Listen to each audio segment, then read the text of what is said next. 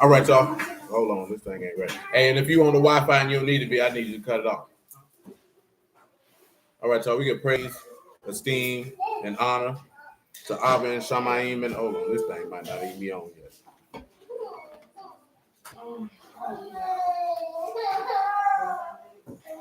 All right, so we get praise, esteem, and honor to Abba and Shamayim in the name of Yahushua HaMashiach this day. And we're going to pick this up in John chapter 5, verse 39. Search the scriptures, for in them you think you have eternal life, and they are they which testify of me, and you will not come to me that you might have life. I receive not honor from men, but I know you, that you have not the love of Elohim in you. I come in my Abba's name, you receive me not. If another shall come in his own name, him you will receive. How can you believe which receive honor one from another, and not the honor that comes from Elohim only? Do not think that I will accuse you to Abba. There's one that accused you, even Moses, in whom you trust. Had you believed Moses, you would have believed me, for he wrote it. But if you believe not his writings, how should you believe my words? So all esteem and praise to Abba and Shamayim in the name of Yahushua HaMashiach. Shalom, Yashamayim. Get me, go ahead to Psalm 45 and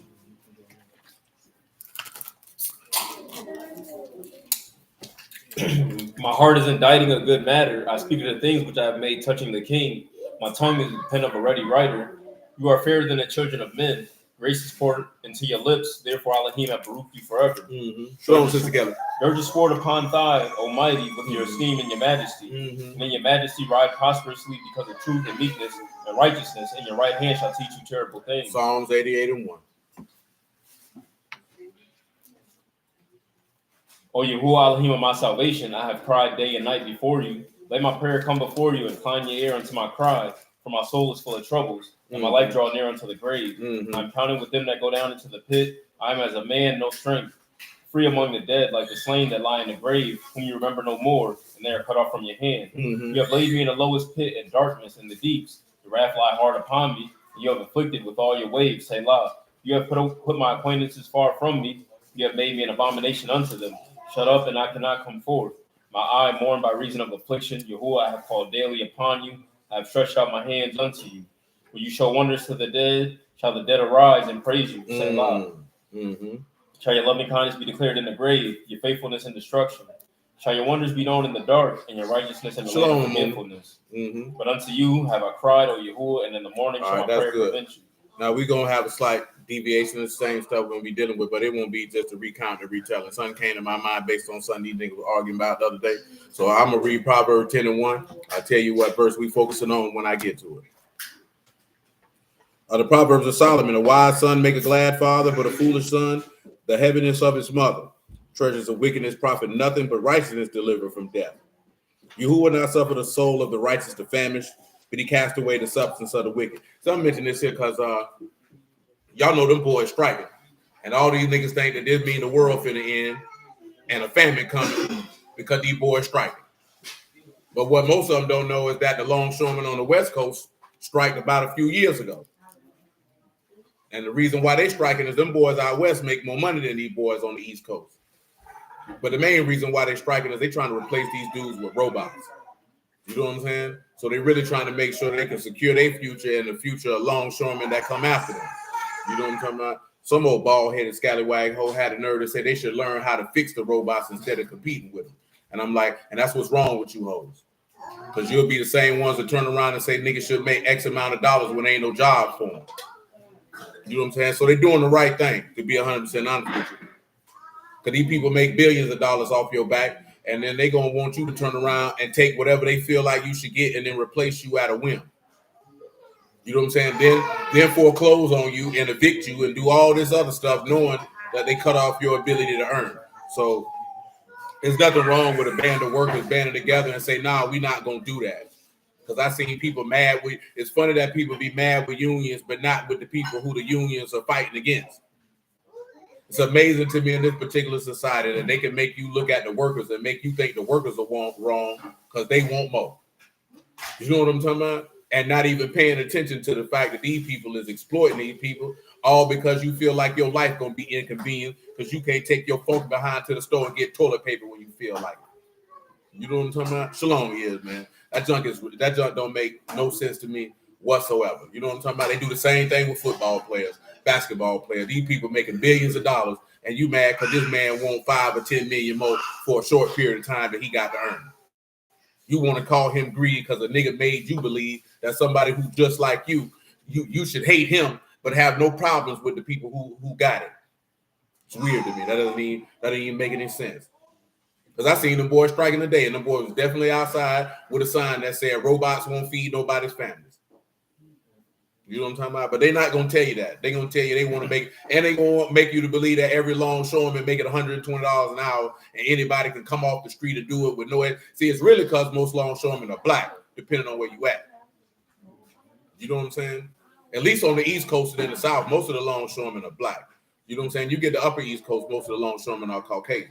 So they want you to believe that how dare these dumb niggas who ain't got no high school education make $200,000 an hour? I mean, $200,000 a year. Shalom, brother Omar, man. But y'all know because we live in Jacksonville. Well, some of you know because we know longshoremen that them boys don't make that type of money first quarter stepping out there, man. You got to be a part of the union for a long time before you go to making that type of bread. Man, you first jump on that port as a longshoreman, man, you might make $20 an hour.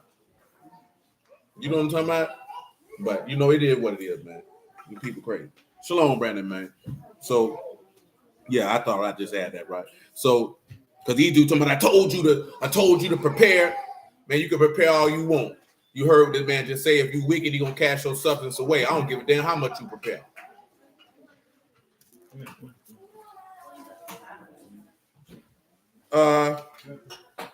Verse 3 again, Yahuwah will not suffer the soul of the righteous to famish. Shalom, Imashrom. But he cast away the substance of the wicked. He become poor that deal with a slack hand, but the hand of the diligent make rich. He that gather in the summer, a wise son. He that sleep in harvest, a son that calls shame. Blessings upon the head of the just, but violence cover the mouth of the wicked. The memory of the just is blessed, but the name of the wicked shall rot. The wise in heart shall receive commandments, but a prating fool shall fall. He that walk uprightly walk surely, but he that pervert his way shall be known. He that wink with the eye call sorrow, but a prating fool shall fall. The mouth of the righteous, a well of life. Violence cover the mouth of the wicked. Hatred stir up all strife, but love cover all sins. And that's what we here for. He say love cover all sins. Yeah, give me 2 Corinthians chapter 5, verse 1. And we're going to deal with that right here, right now. For we know that if our earthly house of tabernacles were dissolved, we have a building of Elohim, a house not made with hands. Not made with what? Not made with hands, eternal as Shamayim. For in this we groan earnestly, desiring to be clothed upon with our house, which is from Shamayim. If so be that being clothed, we shall not be found naked. That you not should be found what? Naked. Now pause. With that statement being made right there, man. Going along with love cover all sins. What's the first thing come to your mind? Okay.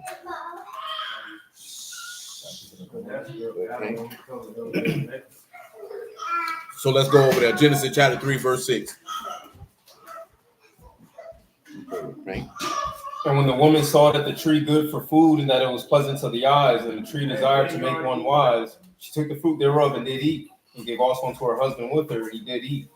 And the eyes of them both were opened, and they knew that they were naked. They knew that they were what? Naked. Oh, man. And they sewed fig leaves together and made themselves aprons. Mm-hmm. And they heard the voice of Yahuwah Elohim walking in the garden in the cool of the day. Mm-hmm. And Adam and his wife hid themselves from the presence of Yahuwah amongst the trees of the garden. And Yahuwah Elohim called unto Adam and said unto him, That's good. Drop me down to verse 19 because I don't need everything in between. Now they naked. But he say love cover. Now before you read that, just read me Exodus 34 and 6. And after Exodus 34 and 6, give me 1 John 4 and 14. Hey, cuz, cut all that out and get somewhere and sit down. Ain't no time to be prancing. And Yahuwah passed by before him and proclaimed, Yahuwah Elohim, merciful and gracious, long-suffering and abundant in goodness and truth, keeping mercy for thousands, forgiving iniquity and transgression and sin, and that will by no means clear, visiting the iniquity of the fathers upon the children. So let's pause. See, I think this is an element that's in Genesis chapter 3 that's not paid attention to, that I'm going to express in just a moment. But he said he do what? He forgives sin, iniquity, and transgression, correct? Mm-hmm. All right, before you read 1 John 4 and 14, read me 1 Peter 4 and 1 on the house. For as much then as Mashiach hath suffered for us in the flesh, arm yourselves likewise with the same mind. For he that suffered in the flesh hath ceased from sin. What else? That he should no longer live the rest of his time in the flesh to the lust of men, but to the will of Elohim. What else? For the time past of life may suffice us to have wrought the will of the Gentiles, when we walk in lasciviousness, lust, excess of wine, reveling, banquetings, and abominable idolatries. You know, these dudes was having some major arguments that they do just before I came in here. They were arguing. The covenant information was terrible, but they had an argument this morning, man. Well, this afternoon, I really wasn't listening to it, then I cut my phone off. But they were arguing about, could a woman divorce her wife if her husband beating her up? I mean, divorce her husband if he beating her up and remarry. And it'd be funny to me that people just come up with a multitude of different things to justify doing what it is that you want to do. And the reason why I mention this is I think most people want to be justified in the eyesight of man versus if Yahuwah gonna justify it. You know what I'm talking about? Because you can divorce and leave your husband if he beating the brakes off of you, and you can marry somebody else if you want to. Now, whether Yahuwah co-sign that or not, that's the question. Shalom 10K. It ain't about what any of us think. And it was funny to me because they kept coming up. They came up with peace, each man. They were coming up with saying, well, if a man abandoned his family, she can divorce and remarry. And I'm like, this man ain't never said any of these things. Never. Not one time. You know what I'm saying? He outlined what it is. Like I said, now whether you want to be justified in his eyesight or not, that's between you and him. You know what I'm talking about? Now, what's the one thing he told husbands not to, because that's what they was arguing about. You know, if a man cheat on his wife, I'm like, I mean, if you looking at that being adultery, according to the text, that's not adultery. That's something totally different. Do you recall what that is? See, now, if you divorce and marry somebody else while your wife's still living, that is committing adultery. But if you have sex with an unmarried woman, that's something else. That is not adultery. That's two different things what you've done. Do you recall what those two things are?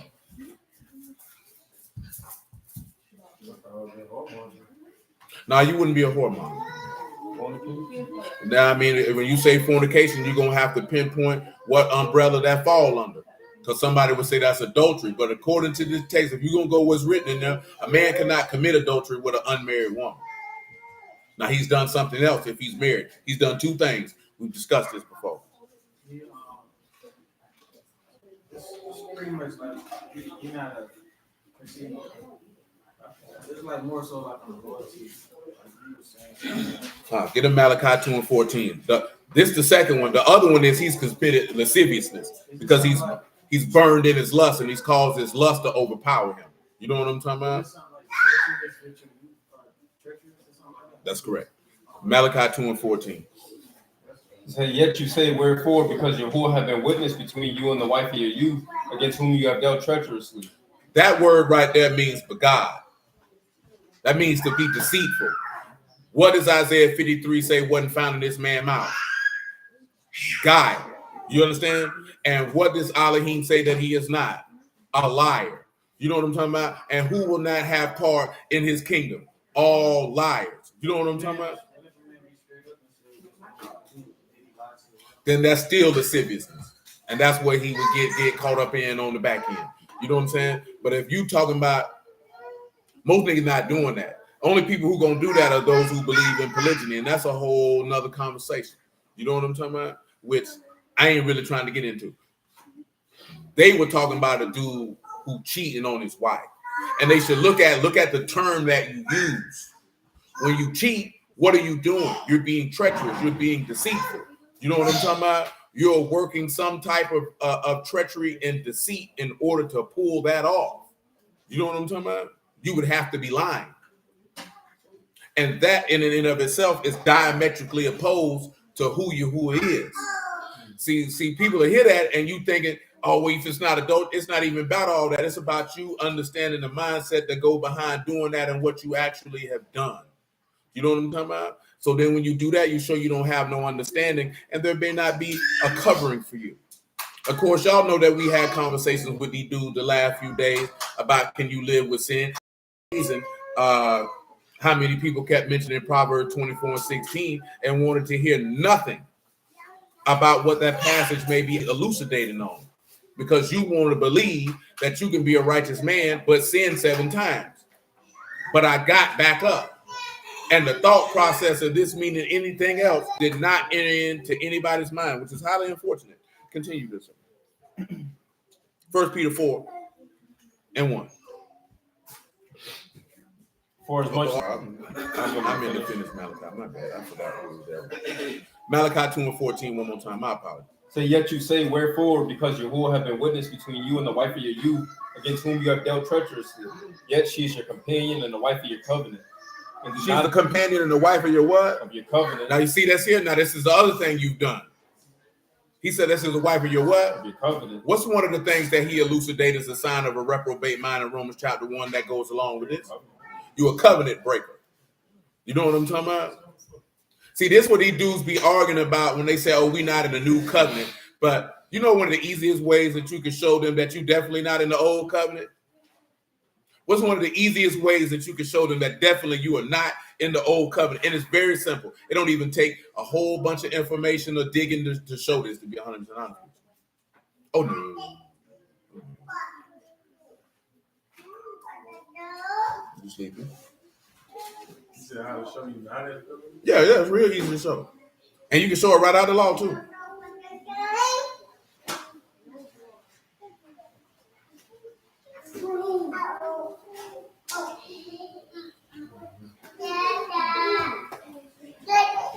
Sexual, I ain't even see what you said that. Because see, I also want to, what's good, so I also want to get to something that Brandon asked me earlier, man, about the throne.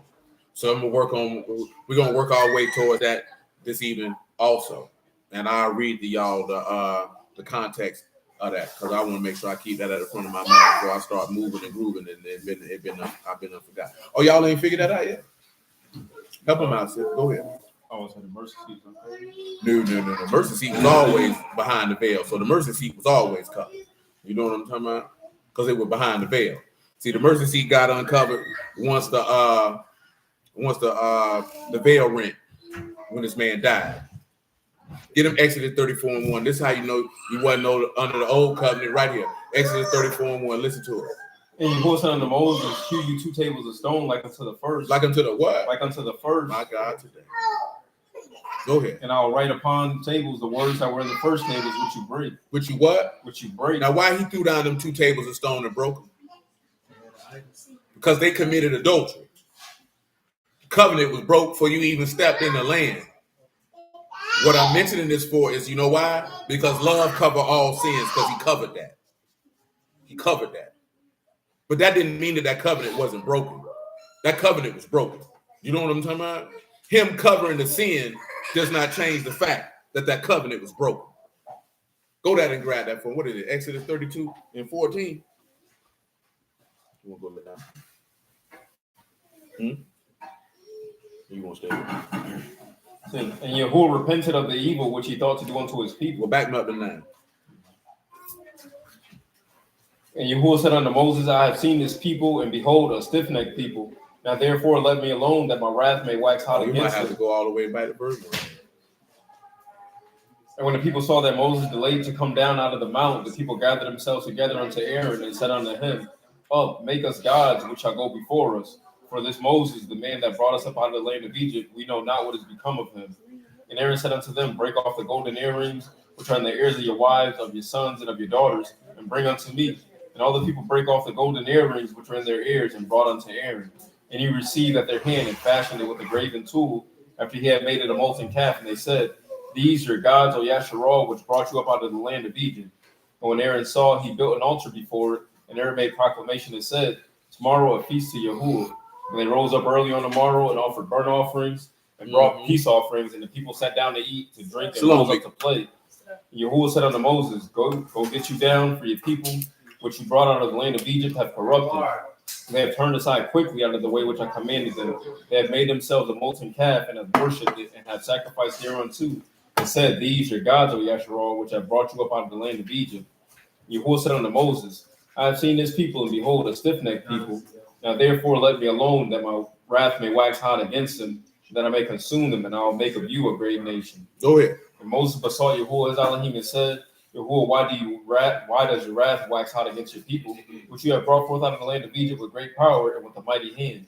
Wherefore should the Egyptians speak and say, For mischief did he bring them out, to slay them in the mountains, and to consume them from the face of the earth. Turn from your fierce wrath and repent of this evil against your people. Remember Abraham, Isaac, and Yasharah, your servants, to whom you swear by your own self, and said unto them, I'll multiply your seed as the stars of Shamayim, and all this land that I've spoken of, I will give unto your seed, and they shall inherit forever. Go ahead. And Yahuwah repented of the evil which he thought to do unto his people. Go ahead. And Moses turned and went down from the mountain, the 2 tables of the testimony. What he did with them? The tables written on both their sides, and one on the side and on the other were they written. What he did with them? And the tables, the work of Elohim, and the writing of Elohim, graven upon the tables. And when Joshua heard the noise of the people as they shouted, he said unto Moses, a noise of war in the camp. And he said, not the voice of them that shout for mastery, neither the voice of that cry for being overcome.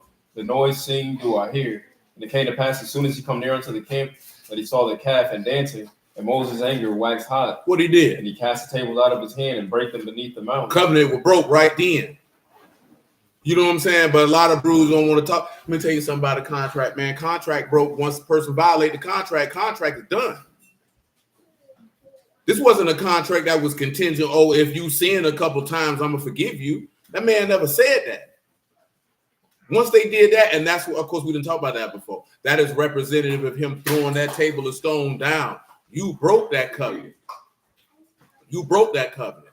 So when he came back in Exodus 34 and tell him make 2 tables of stone, like the one you made before, he was showing you that he was going to make a new one. You know what I'm talking about? And that's what a lot of brews don't understand when they had this conversation about it. Nigga, you broke. How you going to be talking about you still in the covenant you broke? That agreement is done. You know what I'm talking about? This man has done something to amend that agreement. You know what I'm saying? It's not that hard to understand, but they don't want to deal with that because they wanted to say we entered into the new covenant, like it say in the old. Nigga, you ain't paying attention when it say you broke it, nigga.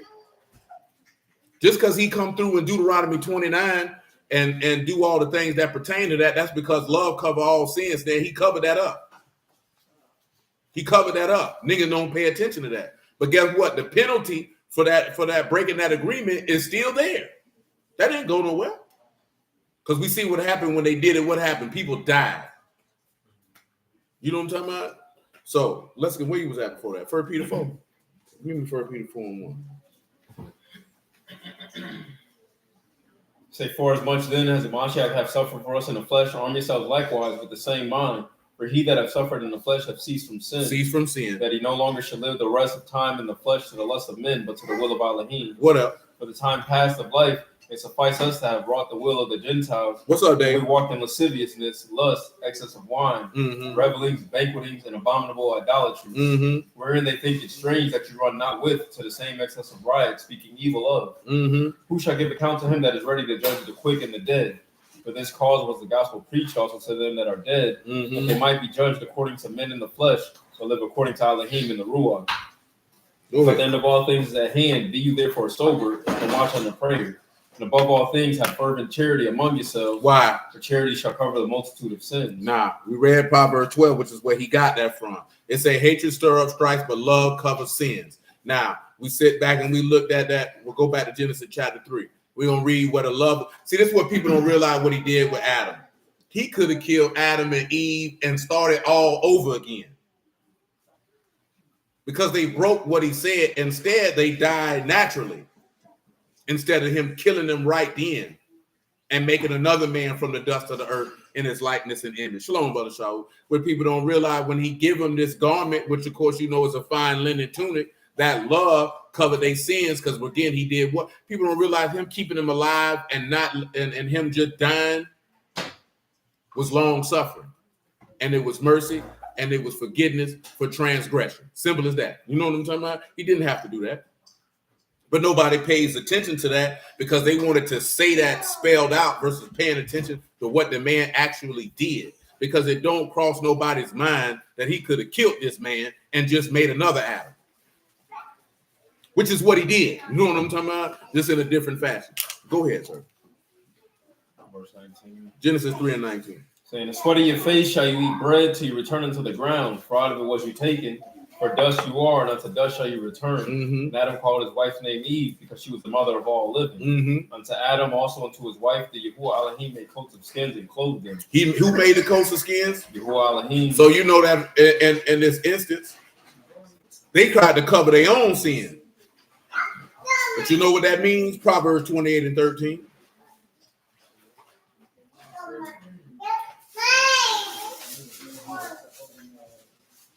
He that covereth sin shall not prosper, but whoso confess and forsake shall have mercy. He tried to cover his sin. Tell him what prosper means. You ain't gonna be able to get comfortable going. That's salak. To rush, to advance, to prosper, to make progress, to succeed, to be profitable. You're not going to succeed. Shalom, Brother Marvin. You're not going to be profitable.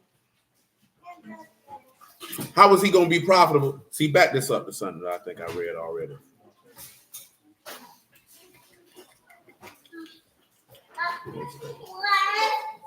He said, the treasures of wickedness don't profit.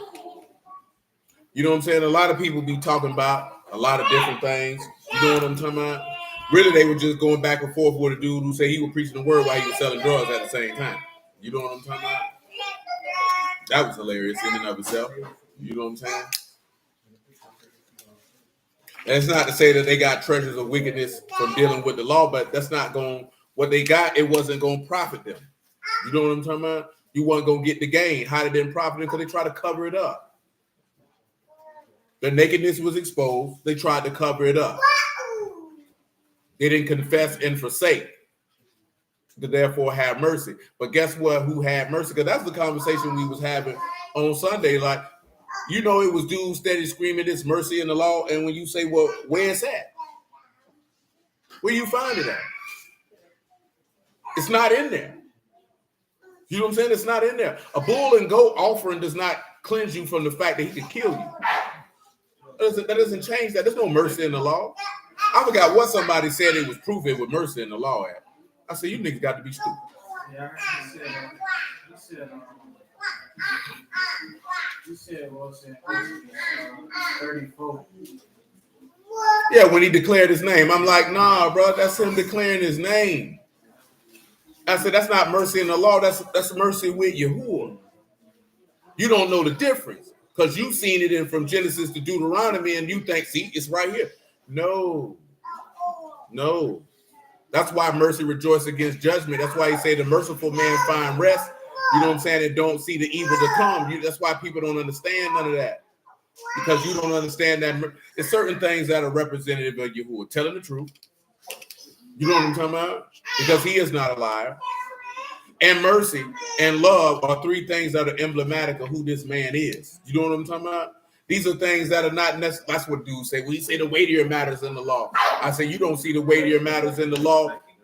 You don't see them in the instructions. You see them in Yahuwah. You're not going to see mercy and faith in the instructions. You're going to see that through the individuals who trusted in Yahuwah.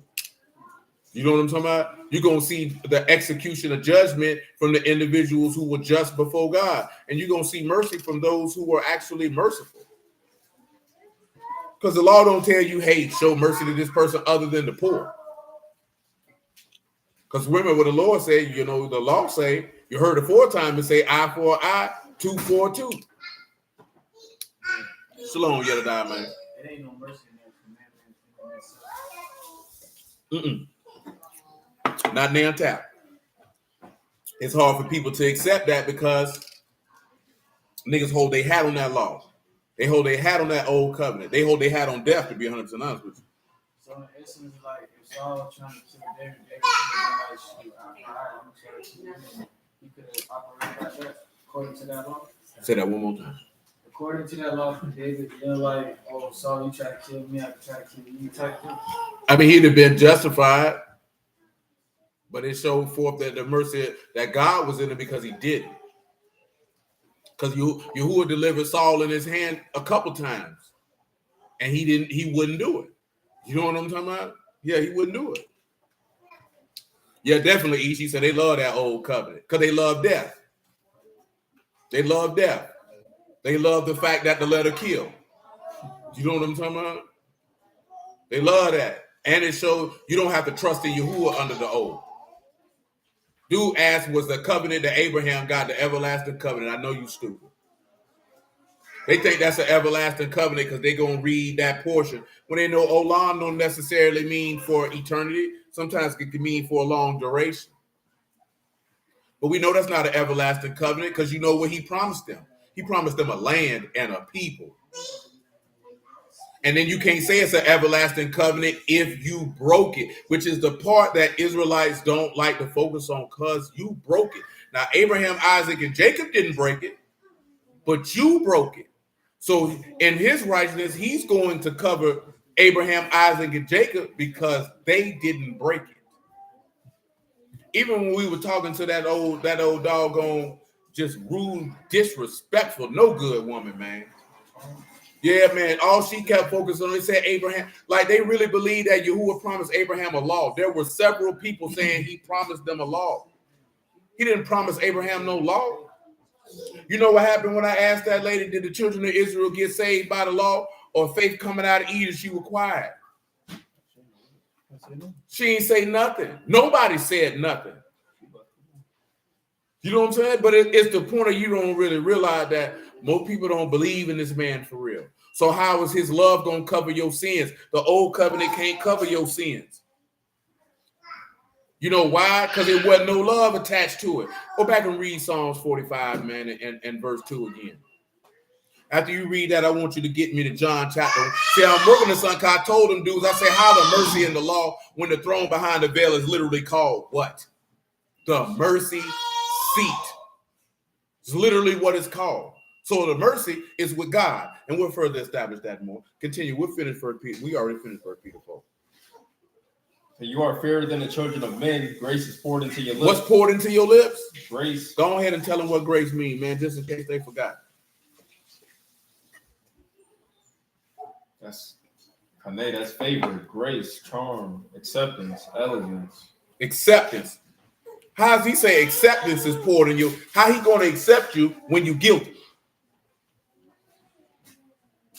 Now give me John 1 and 12. John chapter 1, verse 12, please. But as many as received him, to them gave he power to become the sons of Elohim, to them that believe on his name, which were born not of blood, nor of the will of the flesh, nor of the will of man, but of Elohim. Go ahead. And the word was made flesh and dwelt among us, and we beheld his esteem. The esteem as the only begotten of the Abba, full of grace and truth. Full of what? Grace and truth. Go ahead. John bare witness of him and cried, saying, this was he of whom I spake. He that come after me is preferred before me, for he was before me. And of his fullness have we received, and grace for grace. For the law. What for what? Grace for grace. But for what? For the law was given by Moses. But what? But grace and truth came by Yahushua HaMashiach. So what he gave was not acceptance. That's not what Moses gave. This man said he gave you acceptance and faithfulness. Moses didn't give you that. This acceptance and faithfulness leads to everlasting life. This is not hard to ascertain. You know what I'm talking about? Where you was at before that?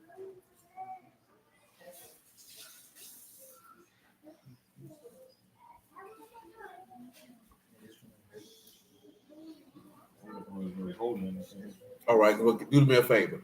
Go back to John chapter 14. Give me read me verse 8.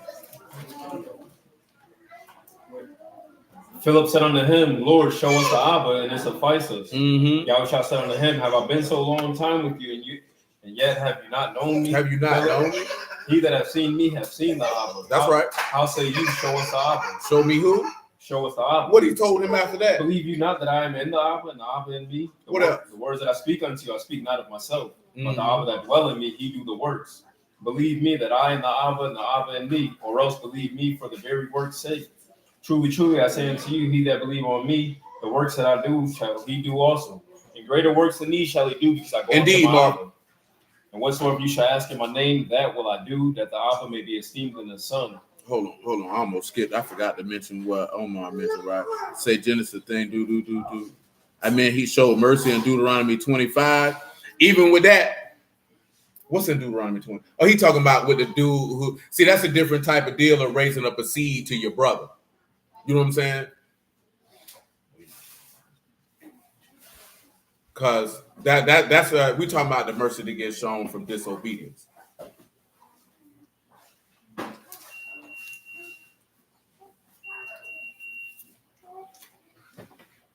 Because that's an instance where, okay, somebody that's so somebody name don't get blotted out from amongst Israel.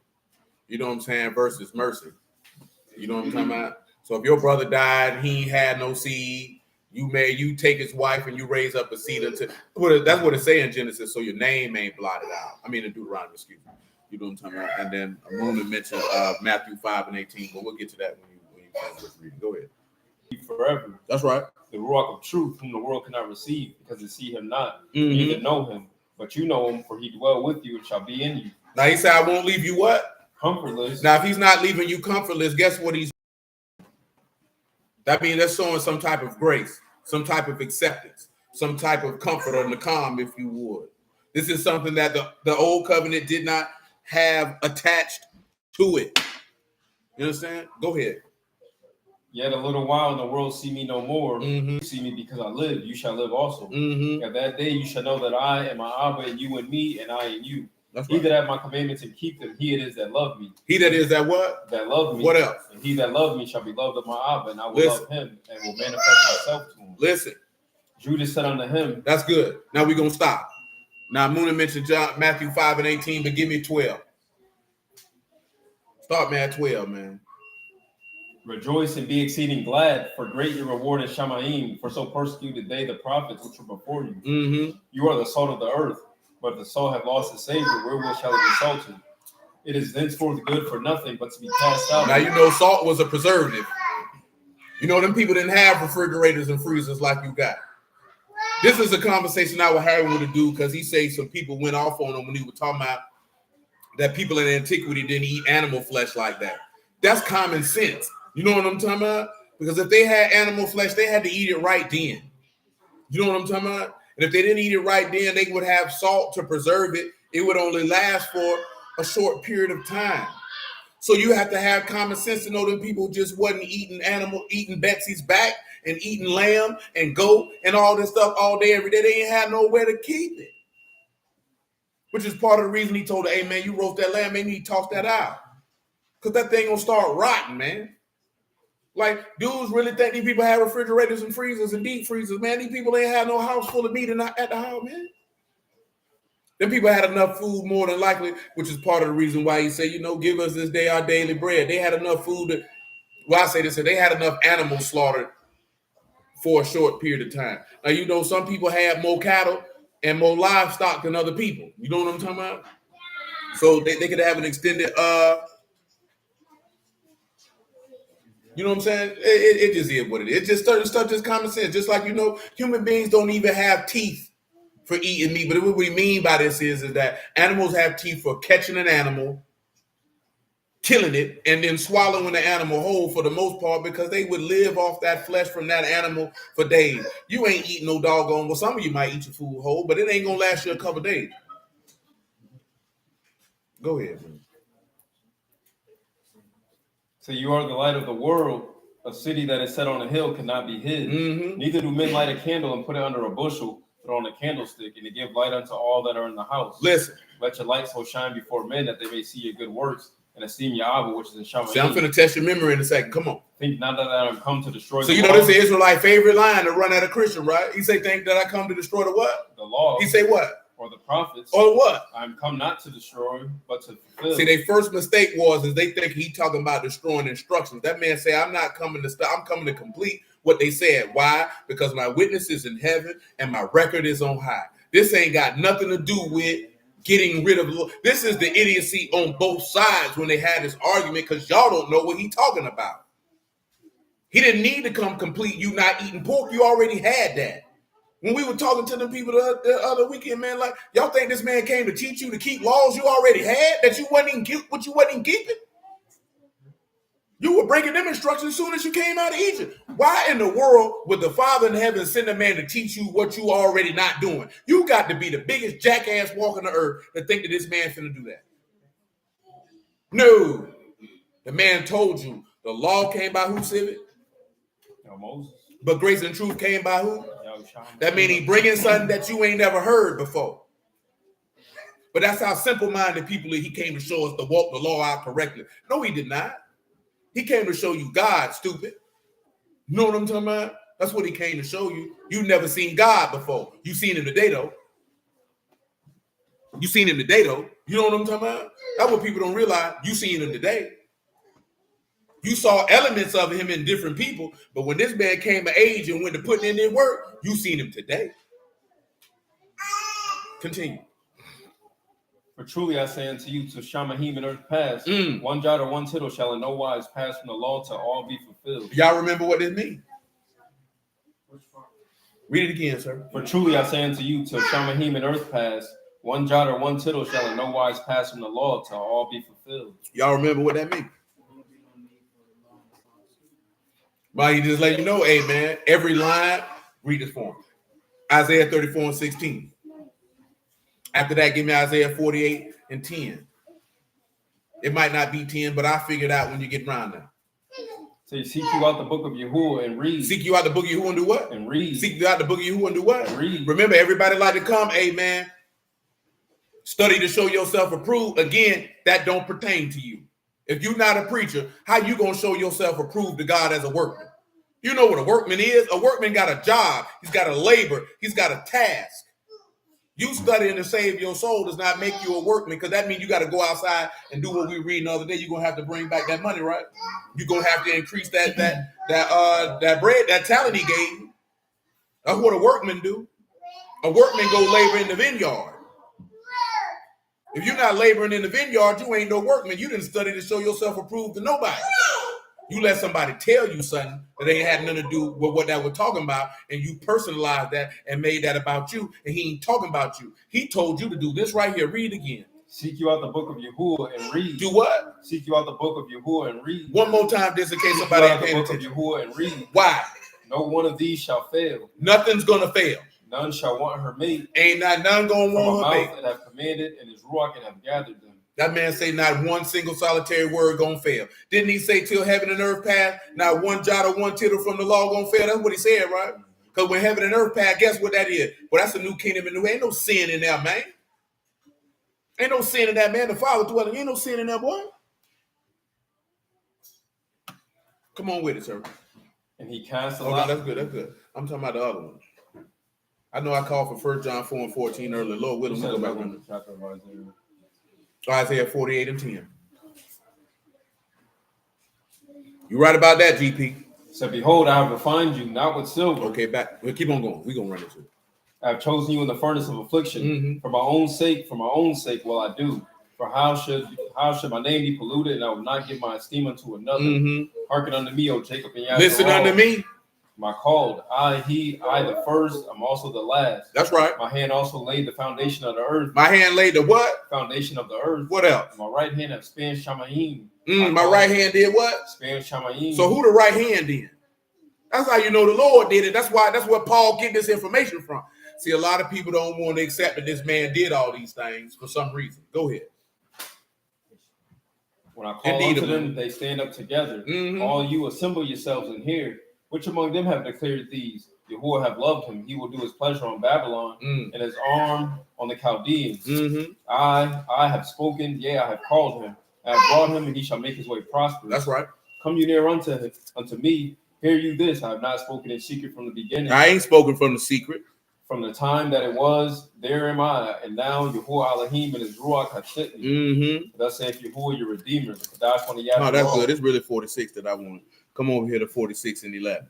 46 and 10, I'm sorry, but you can make it 8. Matter of fact, you can make it 7. Isaiah 46 and 7. That worked out well to them. They bear him upon the shoulder, they carry him and set him in his place, and he stand. From his place shall he not remove. Yea, shall cry unto him, yet can he not answer, nor save him out of his trouble. Remember this and show yourselves men. Notice he said he can't save him out of what? Out of trouble. The law can't save you out of trouble. And you know what trouble that is? That trouble is death. And the law can't do nothing for you. You got to go to who?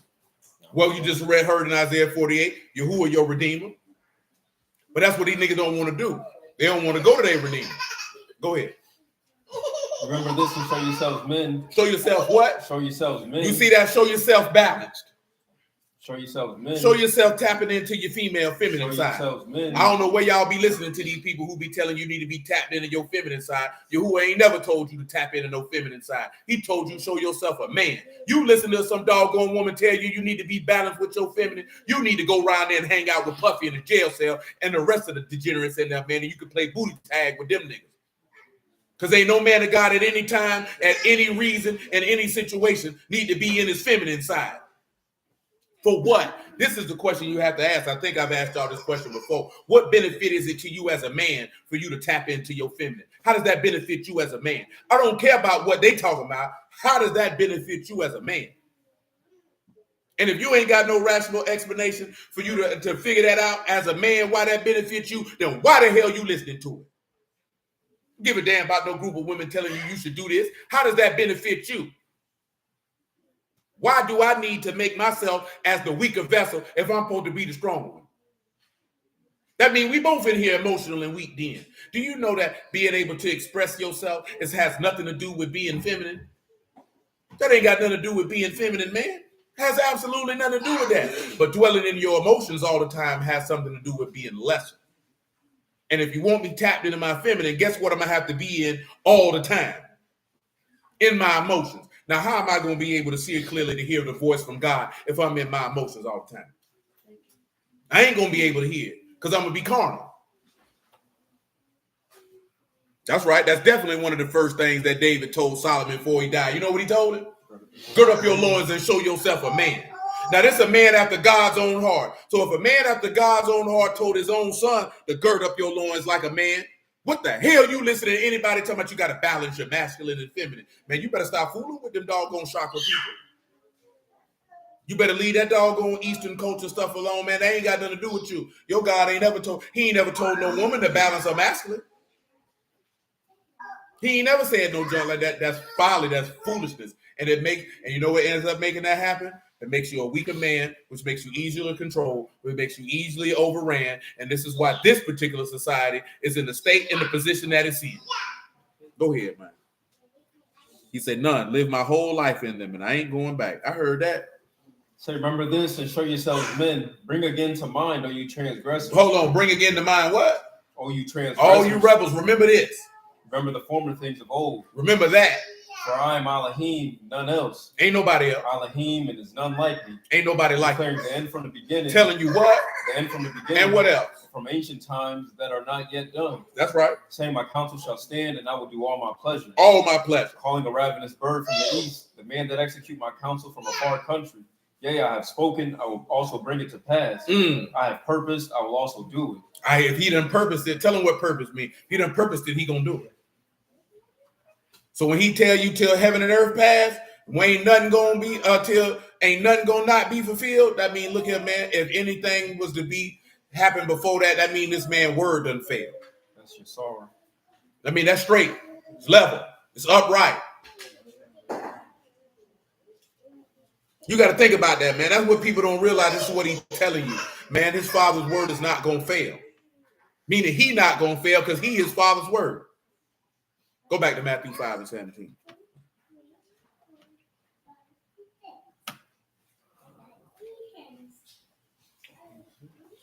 Think not that I am come to out loud. You say, think not that I am come to destroy the law or the prophets. I am not come to destroy, but to fulfill. But to what? But to fulfill. For truly I say unto you, to Shamahim and earth pass, one jot or one tittle shall in no wise pass from the law to all be fulfilled. Can't nothing stop that's written in the law of Moses and the Psalms and the prophets concerning this man until it's over. Go ahead. For whosoever therefore shall break one of these least commandments and shall teach men so, he shall be called the least in the kingdom of Shamayim. Or whosoever shall do and teach, the same shall be called great in the kingdom of Shamayim. For I say unto you that except now he telling you one of the least of these commandments. Now didn't he tell you that things like tithes and all of that, those were the lighter matters? See, he talking about, hey man, now he ain't telling you to tell nobody to break the least, but this man talking about the heavier matters, the greater things that's contained in the law that are testified to. That's all he talking about, man. But ain't nobody go. Maybe those people then would have understood his speech, but we can clearly see that nobody in these times understand it. Where you at with before that? Where you at before that? I read Isaiah 46. Right. John 14. Yeah, go back. I'll finish John 14. So now, I want to deal with this here, right? I want you to go to Isaiah. I mean, not Isaiah. I want you to go to Exodus 25. I mentioned something in Hebrews 4 earlier, but it'll tie in once we read this Exodus 25. Because the theme of the week of Tabernacles is how his love covers sins.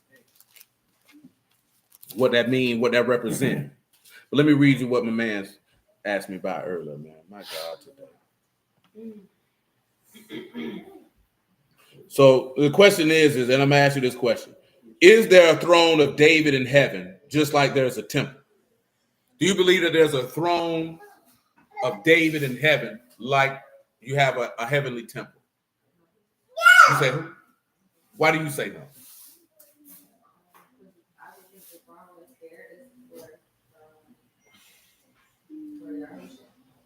Very well. I'm trying to get y'all take. I know what I'm going to show you, but I want to hear where you're coming from. All right, cool. You had something, Jay, or you just sitting there? My God. What y'all say, gentlemen? Why so?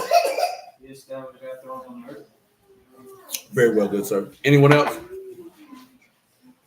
You got something? You look like you've been drinking.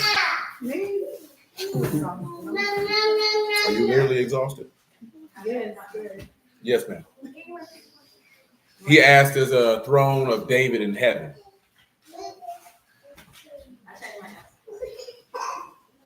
You changed your answer. In heaven?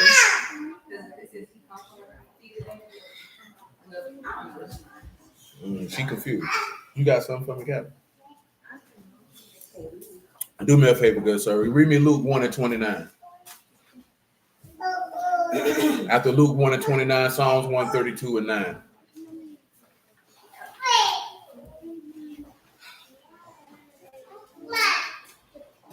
Yes, sir. Trying to figure that out before she said it, but basically, I think he don't have a throne, but a spot because of his blood. Very well. Let's continue. Now, this is a very good question that he asked me. Now his point was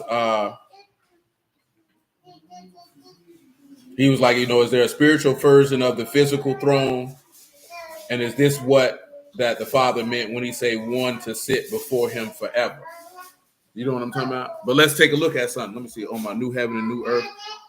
Now, yeah, the covenant to be no more. And also with a new heaven and earth, you don't remember.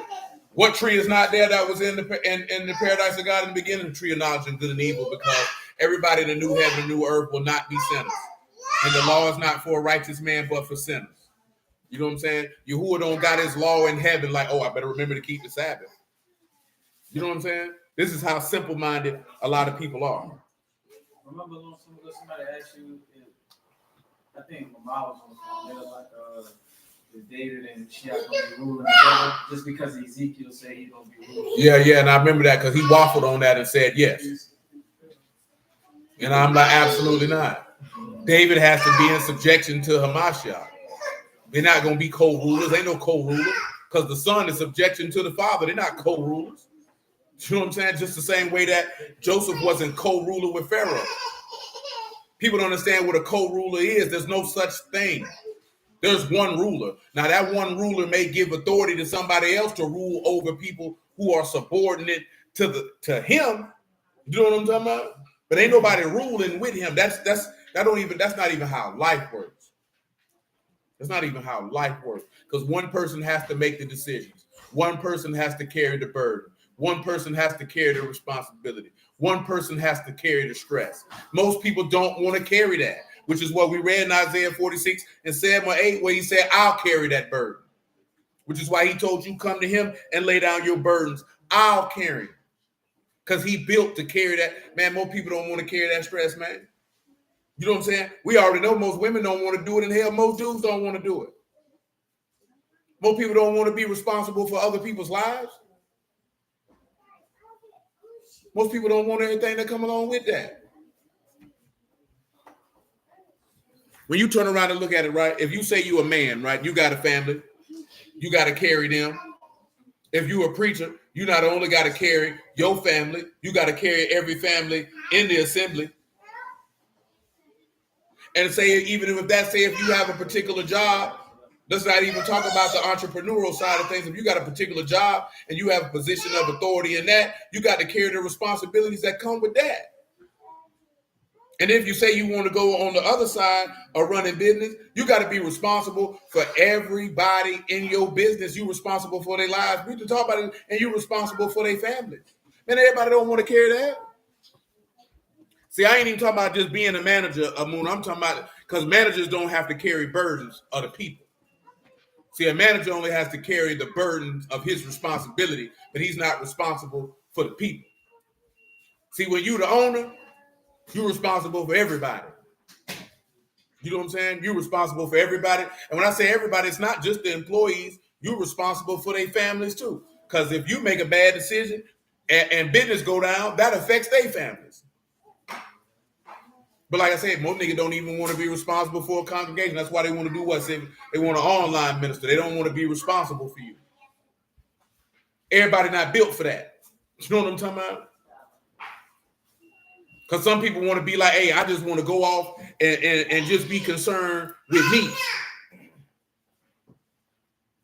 Like I just seen a lady say it was live because my dog shared something, man. He was like, you know, as a man, you got to numb yourself to the pains of life and handle business. She say live. I say that's easy for you to say because you're not a man. You don't understand. You think Yahusha ain't have to numb himself from what he like. People here numb and they think you ain't feeling no feelings whatsoever. I can feel that feeling, but I gotta handle business. It doesn't matter how I feel.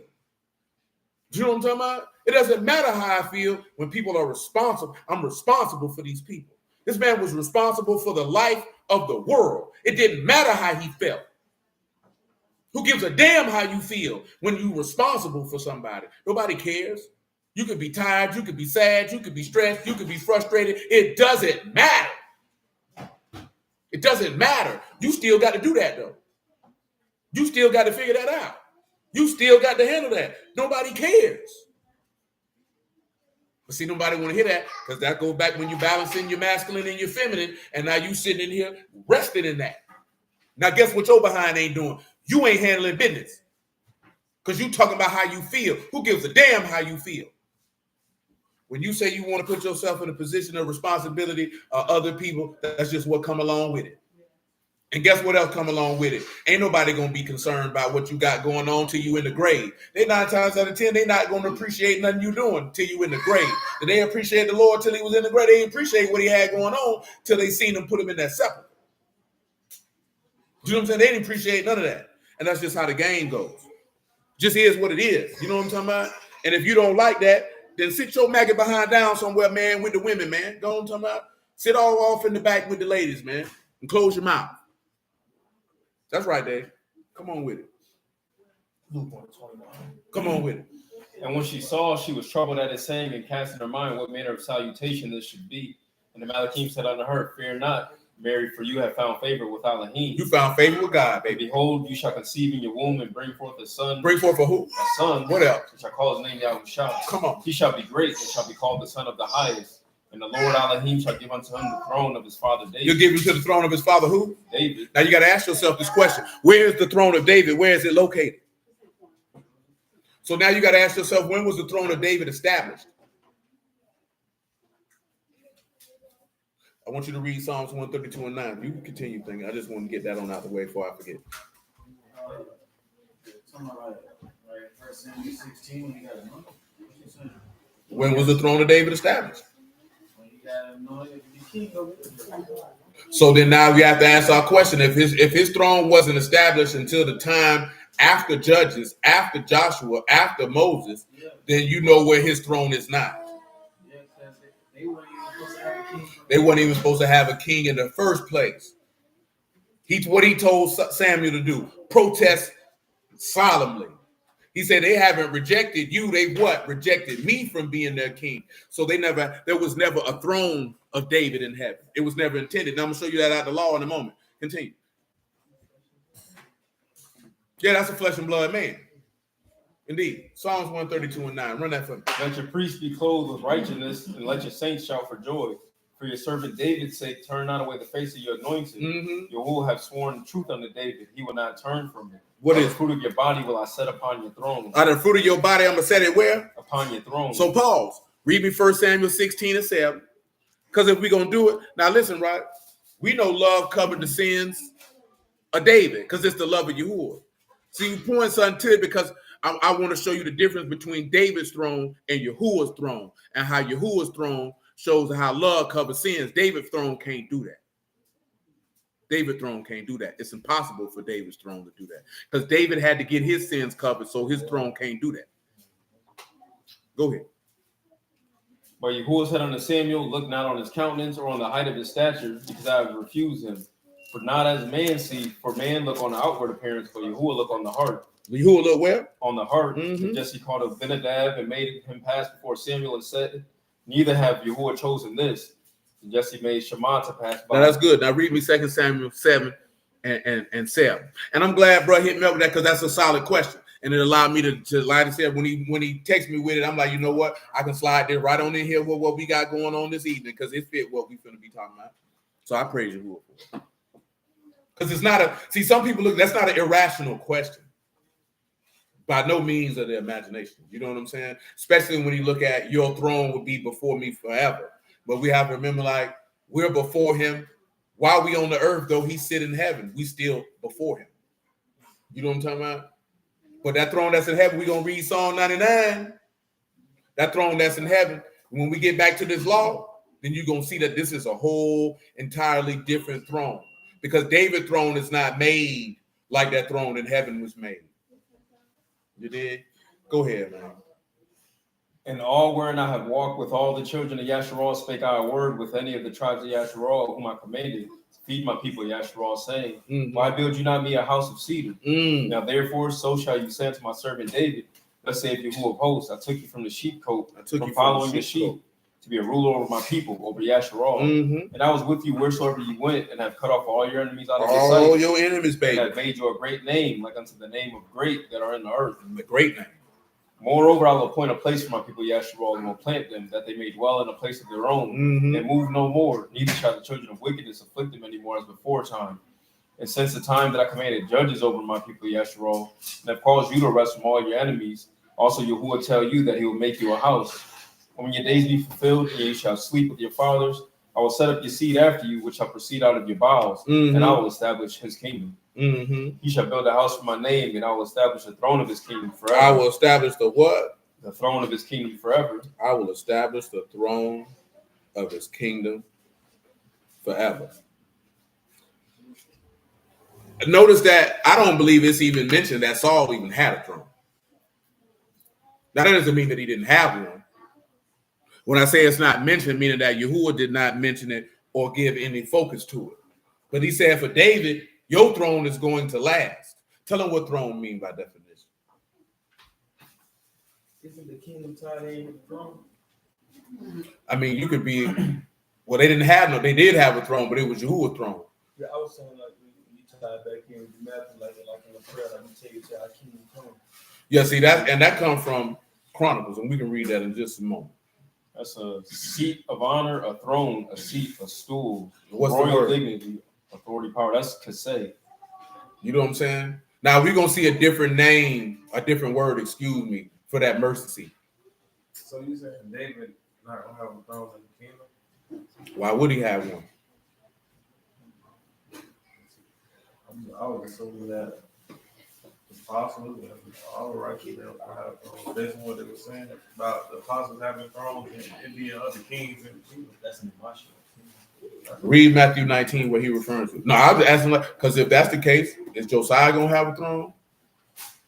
I want to know because they all come from the same bloodline. But why would David get one and the rest of them wouldn't? He established a throne with David. Like I said, Saul have a throne. But Yahusha sitting on David's throne. I thought my shot sitting on the right hand of the Father. No, we talking about David's throne ain't in heaven. That's why I was asking. And then no, he just read in Luke 1:31, he said, you're gonna take that throne. And then Psalms 132, he said, I swore to David, you're gonna have somebody from the fruit of your loins to sit on that throne, because Yahusha is David's kingdom. Yeah, that's his kingdom. Remember what he said? Yahuwah said unto who? My Lord. So he gonna be in subjection to him. So he won't be sitting on no throne with him because he gonna have to move at the word of the Lord. Because he ruled over him. It's just his lineage. It's just this man came through his lineage, but now he won't be had no throne sitting there with him. Because when you read, when you look at it in Ezekiel 46, when they're talking about everybody coming in there, David can't come in that gate or that throne and do all that stuff. That's Ezekiel 46, because he's not priest and king sitting on his throne together. Because remember what you got the prophet saying in Zechariah, what it is, 6, when he say, you'll be a priest and a king on your throne, and then the council of peace shall be between them both. David don't have that witness. Is it safe to say you could say David be like captains over like hundreds and I mean, that's up to the Lord prerogative. I can't speak to that, because then I'd be saying what he would be doing. I can't speak to that, because I can't say who he gonna put over what, when, where, or how. You know what I'm talking about? Now he say the governors be of your own people, but I can't tell you who he gonna do that, because then I'd be speaking for him. I'd be speaking presumptuously. You know what I'm talking about? But I can look and see this. Oh no, David ain't sitting on no throne with him. It ain't but one king on the throne, and that's Yahusha. No, I was just saying, I would assume that he had a throne like the apostle had a throne. Nah, because if it did, it would say it. You know what I'm talking about? Because you got to remember, David ruled under a different covenant, under different terms and conditions. That his the apostles, as great as David was, the apostles have a higher position. Right. I wasn't saying that. No, I know what you're doing. I'm talking about this is for the people listening. They got a higher position. Read that Matthew 19:27. Then answered Peter and said unto him, Behold, we have forsaken all and followed you. What shall we have therefore? Yahushua said unto them, Truly I say unto you, that which have followed me in the regeneration, when the Son of Man shall sit in the throne of his esteem, you also shall sit upon 12 thrones, judging the 12 tribes of Yasharal. So that's what they get. Because now they think, because they sitting on seats of esteem, judging all the people, David don't get that.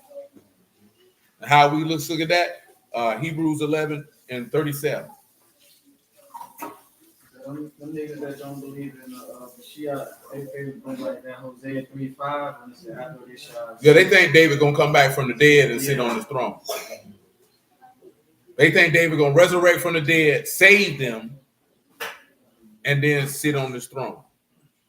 When they don't even pay attention to all the passages where he said, I swore to David, just what you read in Psalms 132, from the fruit of your body, from your loins.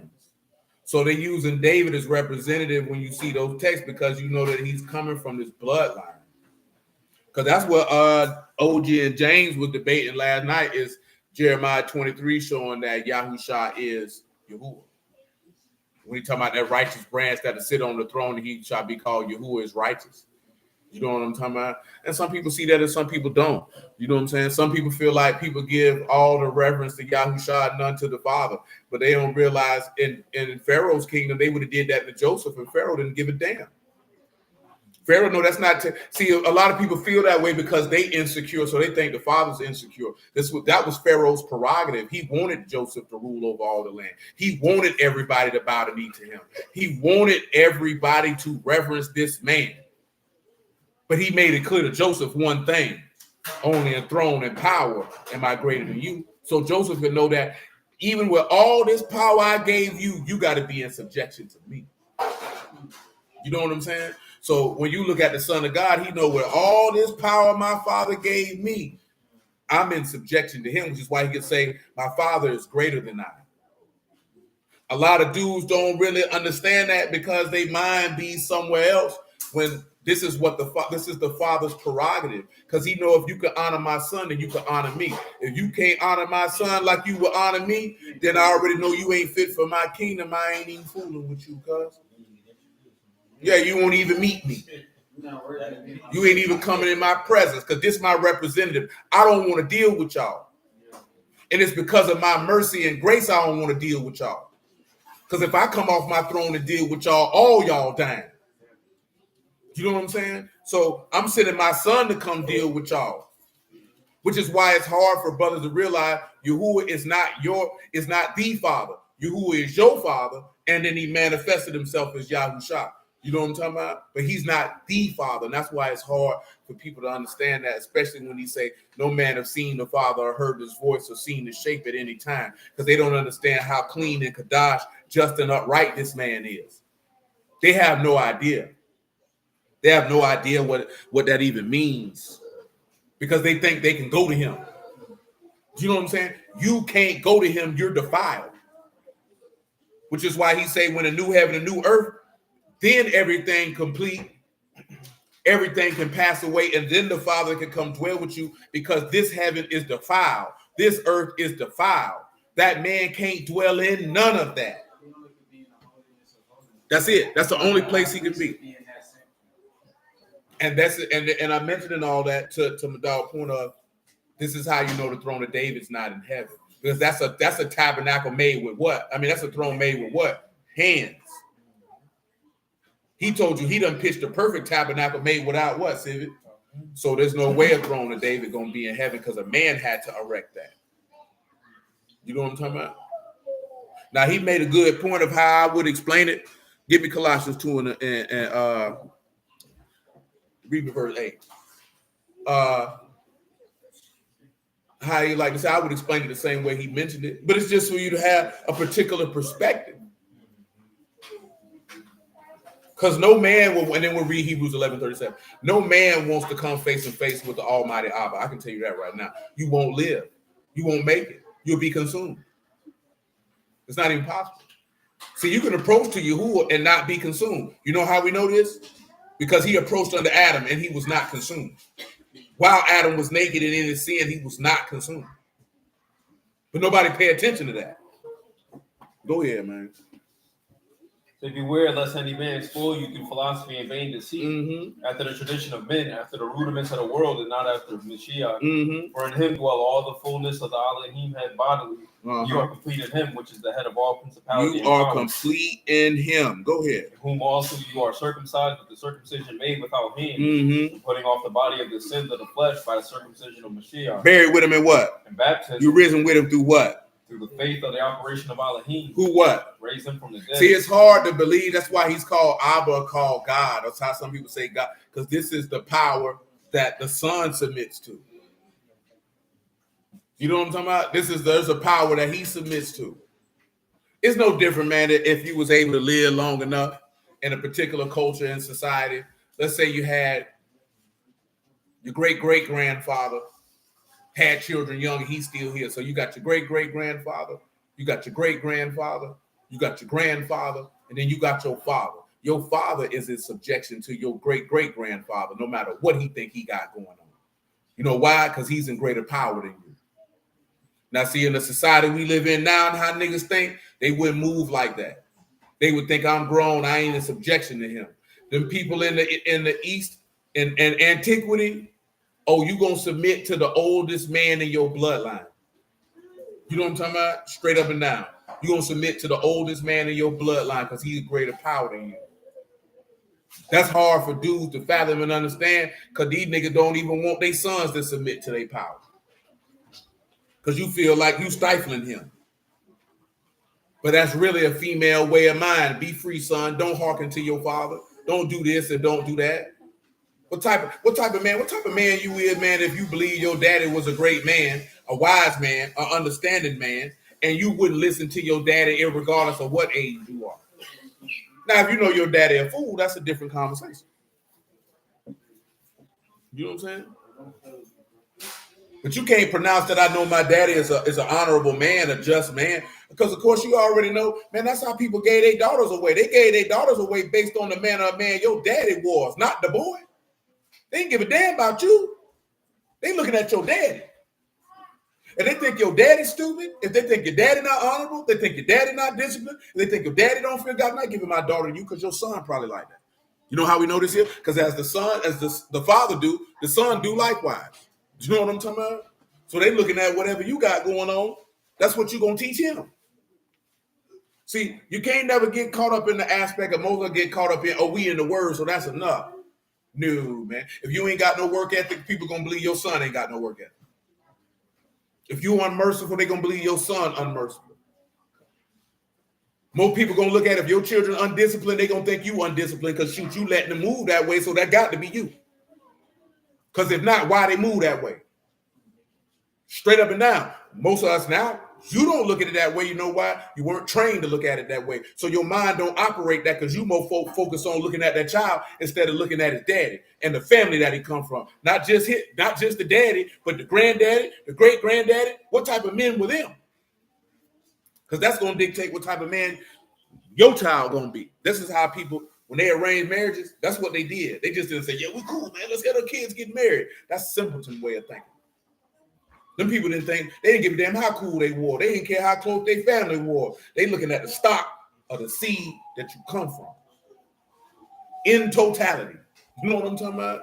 And if they felt like you wasn't a good enough stock of seed, you can't have my daughter. I'm not finna send my daughter off with you. Nah, you an idiot. So your son, you think somebody would have gave their churning the ball kids, man. And this man literally was a fool and folly was with him. You can give your daughter to this nigga's people? If he a fool, guess what his son probably gonna be? A fool also. Indeed, you know what I'm saying? It's just that's how it go. You know what I'm saying? That's just how they did it. They looked at the family. What type of stock they come from? What type of report that they have amongst everybody? Because you got to remember, see, it's different now. Because like, you know, you peoples in Tennessee, you know, that's what that Mike used to say all the time, everybody in the word should live together. The people didn't do that. The people didn't feel the need that everybody in the word had to live in the same house. Now, most of them lived in the same area. That's a given. But guess what? You in America now. Do you think everybody in the world can really have the ability to live amongst each other, man, in a tangible thing? Most people don't even have money to buy their own land, much less talking about buying a land for 100 families, 150 families, 1,000 families, 2,000 families. That's not the reality of how the situation gonna go. But you done hurt yourself, boy, you walk around with that cane, boy. But you slipped in the shower? Like you niggas ain't never slipped and fell in the shower or damn near had to catch yourself. We ain't talking about that ASAP Rocky junk, that nasty nigga we're talking about. No, I just seen that clip not too long ago.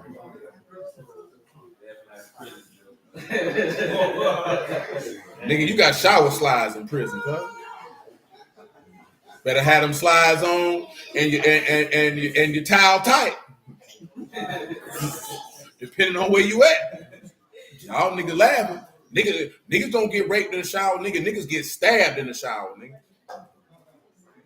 Nah, cuz I ain't even cracking, no, I ain't talking, I'm talking about, boy, niggas get shanked in there, cuz. That wasn't they gonna catch you slipping at you. Very vulnerable in there. Niggas not finna rape you in no shower, man. What you mean? Slept what? No, man, you go take a shower in prison, man. You gonna take a shower with your boss. Some niggas take a shower butt naked. I ain't talking about the nigga way. I ain't gonna say you had no phone for 4 years. No, you got shower slides. No, because why would you be in the shower barefoot? Ain't nobody going in the shower. You a goddamn fool to go in the prison shower barefoot. Yeah, you ain't going no shower barefoot in there, man. Niggas be shaving in there. Niggas shaving, niggas pissing, niggas ejaculating. You a damn fool to go in there for that. I didn't think she was going to fall. Oh, no, them shower slides gonna grip. The thing they're gonna grip. You know what I'm talking about? Because you can't go outside the dorm with them shower slides on. Like you can't go outside on the yard or in here. You can't go outside your sleeping area with them slides on. So, nigga, that's one of the first things they give you, nigga. Shoot, man, but you want them slides on, so you might have to bump nigga coming. That nigga catch you slipping. You know what I'm saying? Nigga catch you slipping, man. Stab you up in that hole. Shoot, nigga, I remember dog told me when he was locked up in Georgia, that nigga say, boy, he had to shower with his left hand and hold his knife in the right, cause the nigga was shanking niggas in there, man. You know what I'm saying? He was in there with niggas on that type of time, man. We stabbing niggas in there, man. We killing niggas, man. If you ain't on down with this or down with that, man, we finna get you out of here. Yeah, man, that junk hold, depending on where you incarcerated at, bro, that junk hold. I know niggas crack jokes about niggas don't really get raped like that, man. These niggas willing participants, but getting stabbed, or that can go down anywhere. You know what I'm saying? And depending on where you at, or you don't cross the wrong nigga, you got to be ready, cuz. You got to be ready, man. My dog called me today, man. I ain't even know one of our homeboys had got killed, but he was like, man, he jumped in the truck with him like, he think he flogging because he cutting grass now. You know what I'm saying? He thinking he using the landscaping company as a front to sell dope. But he ain't tell him this. You riding around with a nigga, you get me and you kill. Because you done stole from a nigga. Nigga done put a bag on your head. And the same thing can happen in prison, man. You know what I'm saying? Different world, man. Different life. You don't want to go down that road. Everybody ain't built for that type of stuff, man. To be on go at all times. Yeah, you don't want to live that type of life, man. It's not good. Come on with it, Silly. Hebrews 11:37.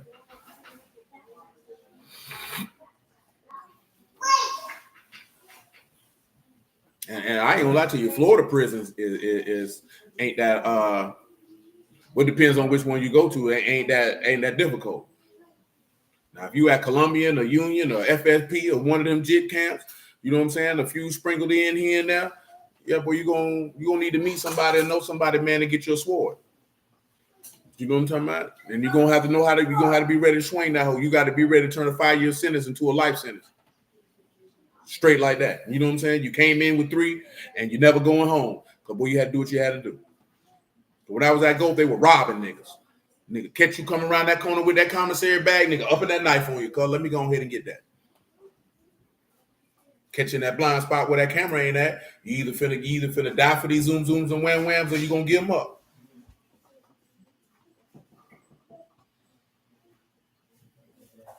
I heard that Dave say he don't like remember that stuff. He got ain't nothing ever happened to me, but I seen it. I definitely seen a few niggas get stabbed. I done told you that, boy. You know, oddly enough, I didn't really give a damn. You know what I'm saying? When I seen them niggas get stabbed, I was like, you know, that's unfortunate for them. Shouldn't have did what you did. Mind my business. You know what I'm talking about? But I'm a different type of individual. Like Dave say, man, that stuff can traumatize you, man. You know what I'm saying? You see a nigga get stabbed, a nigga laying on the ground, bleeding, crying like a doggone child. I'm like, hey, man, shouldn't have been telling, nigga. You know what I'm talking about? Straight up and down, because that's what them niggas got stabbed for. Go ahead, man. Now, that nigga who got stabbed like 15 times by his roommate, I don't know why he stabbed him. Nigga just woke up one morning, just stabbed him up. Bop, bop, bop. Nigga like, damn, cuz. I want to go home. You know what I'm talking about? After a while, you go see that joint and be like, boy, I want to go home, boy. I want to get the hell away from here. I got 4 more years of this. You know what I'm talking about? That's how you go to thinking like, boy, I want to go home, man. These niggas crazy. No, I don't think so. None of them niggas died who got stabbed. Them niggas made it. Them niggas ain't stabbed them good enough. They live. You know what I'm saying? Now, the time when that CEO killed Cedric Braswell, that junk, they hit different because that nigga was bragging about that junk. That junk made my blood boil. Because I was in administrative, confinement with the nigga. They had already came in there with banging his head up against the desk. So when they took him to disciplinary confinement, they beat the man to death. You know what I'm saying? And say he hung himself. And I'll never forget that pussy nigga, man. That nigga came back there, I'm Suge Knight, nigga. And this death row, like he was bro. I'm like, bro, you just killed this man, bro. And you bragging like, and you think you better than us. Nigga, you supposed to be on the other side of this though. Nigga, you a criminal. You a real life, you a murderer, bro. You a murderer, bro. And you bragging about that and you think you better than us because no one has caught you and taken you to a police station and booked you and tried you in a court of law and put you on a bus and sent you out here. Because that's where you deserve to be. You know what I'm saying? And you got the unmitigated gall to brag about this because it's somebody's son you just killed, bro. You know what I'm talking about? You don't give a damn.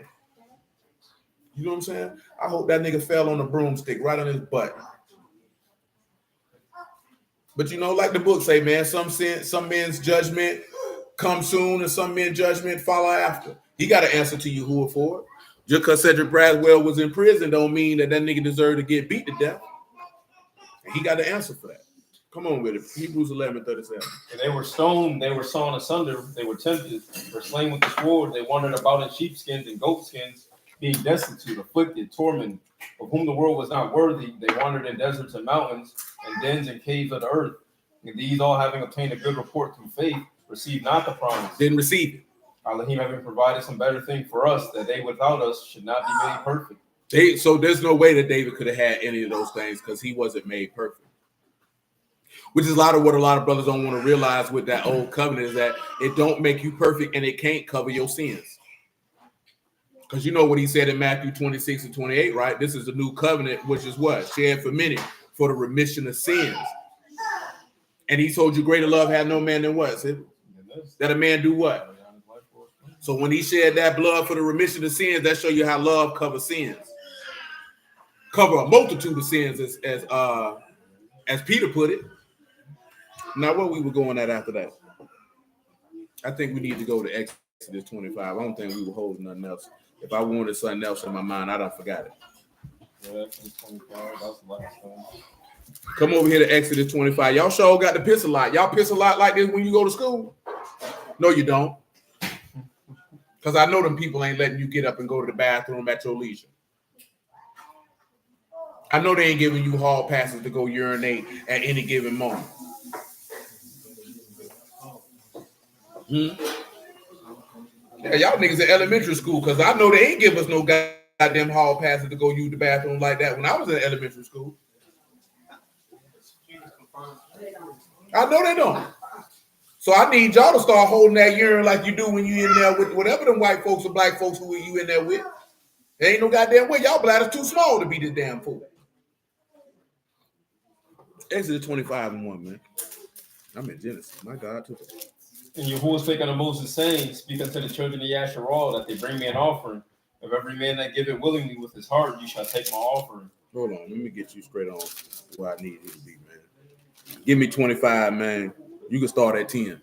Hold on, I needed you to read Psalm 99. That's what it was. Praise you, Lord. Psalms 99 again.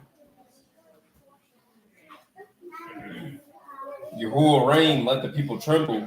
He sit between the cherubim. He said where? Between the cherubims, let the earth be moved. Let the earth be what? Be moved. Okay. Yahuwah is great in Zion, and he is high above all the people. Mm-hmm. Let them praise your great and terrible name for his Kadah. That's good. Now notice he say he sit between the who? Cherubim. Now come back to Exodus 25 and 10.